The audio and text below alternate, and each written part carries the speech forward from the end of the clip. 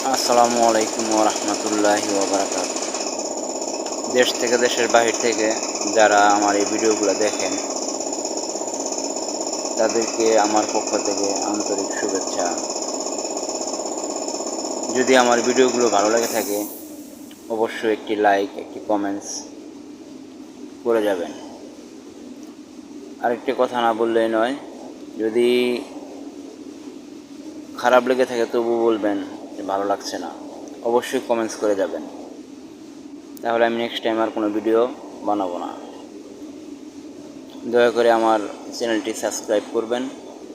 দেখেন, আমরা যারা এই গার্মেন্টসে চাকরি করি বা সোয়েটারে চাকরি করি, গার্মেন্টসের চাকরি আসলেই খুবই কঠিন। কারণ এখানে নির্যাতন ছাড়া কিছু নেই। প্রতি বছর বছর মালিকরা মেশিন কিনে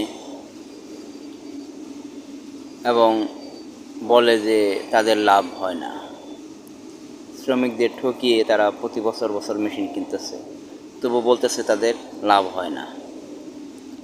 সত্যি যদি তাদের লাভ না হতো তাহলে প্রতি বছর এভাবে মেশিন ক্রয় করতো না। নানান সমস্যা, তাদের নানান অজুহাত। তো যাই হোক, যে যতটুকু কর্ম করবে সে ততটুকু ফল পাবে। আল্লাহ তাআলা আমাদের যাকে যে ব্যবস্থায় রাখছে, আপনাকে আমাদের বা আমাকে কর্ম করতে হবে। যে কর্মই করি না কেন, বিশেষ করে আমরা পুরুষ হয়ে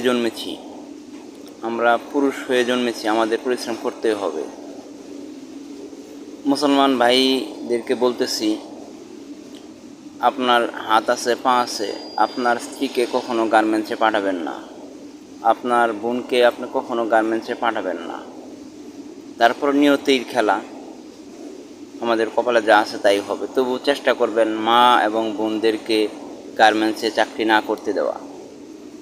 কারণ যারা গার্মেন্টসে চাকরি করে তারা বোঝে যে কতটুকু নির্যাতিত। ওই পেটের আহারের জন্য অনেক মেয়ে মা বোনেরা চাকরি করে। আমি দীর্ঘ এই লাইফে অনেক শুনেছি তারা কতটুকু হাহাকার। যাই হোক, আমার কথার ভিতরে যদি কোনো ভুল ত্রুটি হয়ে থাকে সবাই ক্ষমার দৃষ্টিতে দেখবেন। যে যেখানে থাকেন, যাদের মা বাবা বেঁচে আছে, মা বাবার সেবা করবেন, নিজেও সুস্থ থাকুন। সবার উদ্দেশ্য করে বলছি, সবাই ভালো থাকুন। সবার জন্য শুভকামনা। ভালো কিছু দেখুন, ভালো কিছু তৈরি করুন। সবাই 5 ওয়াক্ত সালাত আদায় করবেন। মালিক সারা জীবন মালিক থাকবে, আপনি আমি কর্মচারী। আল্লাহ তাআলা হয়তো এইভাবে আমাদেরকে লিখে রেখেছে।